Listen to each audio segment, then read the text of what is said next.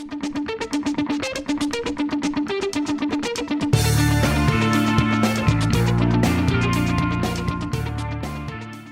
the amount of unprecedented change that the world is experiencing here in the 2020s, a lot of companies are being forced to change. They're being forced into some sort of transformation, whether they like it or not.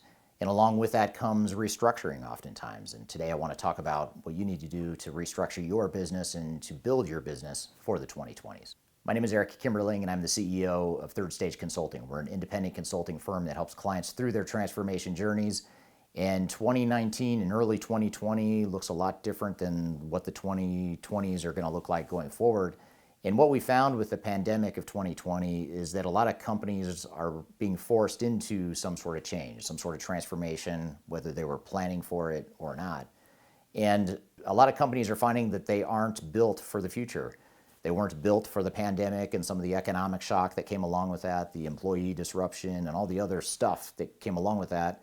And they certainly aren't prepared to take their companies forward. So a lot of companies now are waiting for the dust to settle, and as the dust is settling, they're looking at how can we restructure and rebuild ourselves to be better conditioned for the future. And in today's video, I want to talk about the steps you should take to restructure your organization to fit the 2020s. So the first thing to do once you come up for air and the dust settles and you have the time is to step back and assess your current situation. Look at the financial results and the financial impact of where you are as an organization. Look at the operational impact and the strengths and weaknesses of your operation. Look at your overall strategy and what are the strengths and weaknesses of that strategy. How does your strategy need to change going forward? Look at your technology. Do you have the right tools and technologies in place? Do you have the right organization? Do you have the right people? Those are all the types of things you want to think about as you assess your current situation. And this initial cut at assessing your current situation should be pretty high level. I'm going to get into some of the details and dive down into and unpack some of these things in a few minutes. So the first thing is to look at your overall situation at a high level and understand what the strengths and weaknesses are and what some of the big picture things are that you're going to need to change to move forward.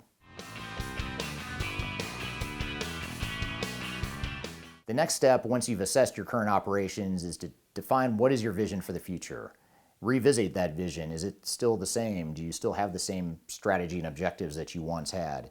What new challenges or opportunities do you see in the 2020s with the way things are now versus the way things were? And how do we need to adjust our strategy and our overall vision?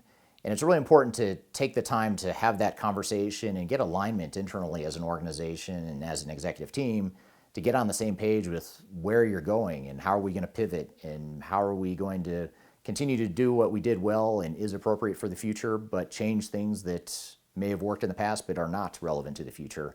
So reassessing your current strategy and overall vision and objectives is the next step.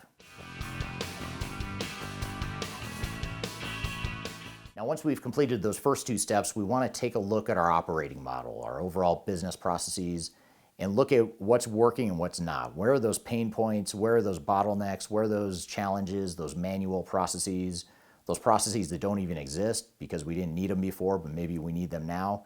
Really understand and take an inventory of your current business processes and understand where the strengths and weaknesses are, where the pain points are, and where the opportunities for improvement are. And again, we're doing this not in the context of the way things were in early 2020 or earlier, but we're doing this in the context of the way things are in mid to late 2020 and into the 2020s. So what is it that we need to change from a business process perspective? Once you've taken this inventory of your current state business processes, it's important to look to the future and what does our future state need to look like? What would we like to have our business processes look like even if we don't have the right people or the right technologies to do that yet? It's important to take a step back and really look at and be creative about what would an ideal situation be in terms of our overall business processes and our operating model. Some things to think about as you go through this is we want to look at a few different things. We want to look at how we can make our processes more efficient. We want to look at how we can make our business processes more nimble and more flexible to accommodate things that may change in the future. And we also may want to look at our business processes more from a strategic or opportunistic perspective. So not just trying to fix a problem, but look at how could we improve our processes in a way that gets us ahead of the curve and allows us to take advantages of some of the opportunities in this new world that we're entering. Once you've identified the potential business processes and the improvements that you would like to make to your business processes, we can then think about how could technology help further enable those processes. For some of our processes, there are minor modifications or things that we can change within our current technology set. But for some areas, it might require new technology to allow us to better enable those processes and to be better prepared and equipped to improve those processes for the future. So really looking strategically at our business processes to not necessarily say we're going to change everything, we're going to put in technology across our entire enterprise, but perhaps we're looking more specifically at certain high value areas and high priority areas to selectively implement technologies in an agnostic way to help identify how we can best automate some of our processes and use technology to make those processes better. So the next step then is to identify what your roadmap and plan is. Once you've identified what your future state vision looks like, how your processes are going to improve, how your technology might be enhanced or augmented to make your processes better. Once you've done all that stuff, now we have to figure out what's our roadmap to get there. We're probably not going to do it overnight. We probably don't have the resources or the time or the patience to do everything overnight, but we need to know what are the order of priorities, what are the sequences, what's our strategy, what's our plan, the timing, the sequence, the cost, the resource plan, all of that stuff we need to develop as a part of an overall transformation plan to ensure that we have a good structure behind how we go through this transformation that we've just defined for ourselves. Now, a key part of our transformation plan that's worth calling out is your organizational change plan. In other words, how are we going to help our employees through the changes? So we've defined ways that we're going to improve our processes. Perhaps we're embedding new technologies in those processes. Perhaps we're changing people's jobs as a result of those processes. So the impact to our employees is probably going to be fairly significant. So we need to identify how is it we're going to help them through the change beyond just simple training or beyond just simple do it because I said so type of messaging, but how are we going to proactively help ensure that people not only accept the change, but really buy into it and understand why they're going through the changes and why this is important and essential to our future as a company. So this all covers the first steps you would need to go through to identify the ways that you would need to restructure your organization and transform your organization. But typically it's not a one and done type of exercise. Typically we go through this exercise, we start to execute, and we refine and repeat as necessary. Things are going to continue to change.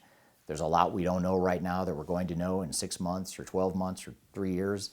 And so we need to make sure that we repeat this process and continue to refine our overall strategy, our process improvements, our technologies, the way we interact with and manage our people, and the overall restructuring of the organization will continue to evolve over time. So really make sure that we don't view this as a one-time exercise, but something that we do as a way to stay nimble, stay flexible, and really stay ahead of the curve so that we're not taken by surprise when something like this happens again in the future.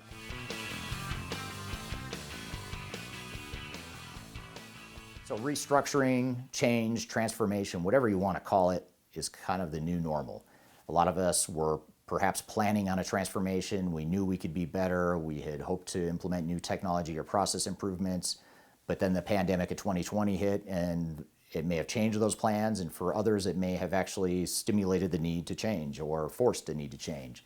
So hopefully these steps provide you some guidance on how to restructure and transform your organization to deal with the new realities. And I encourage you to download some of the information I've included below. I've included a number of links to articles and videos that will further help you in your journey. I also encourage you to reach out if you have any questions, you'd like to discuss your transformation in more detail. I've included my contact information below. I encourage you to also please like this video if you like it and provide any comments you have, any experiences you're having now or any lessons learned with restructuring or transformation. I'd love to hear your feedback below. So I hope you found this information useful and hope you have a great day.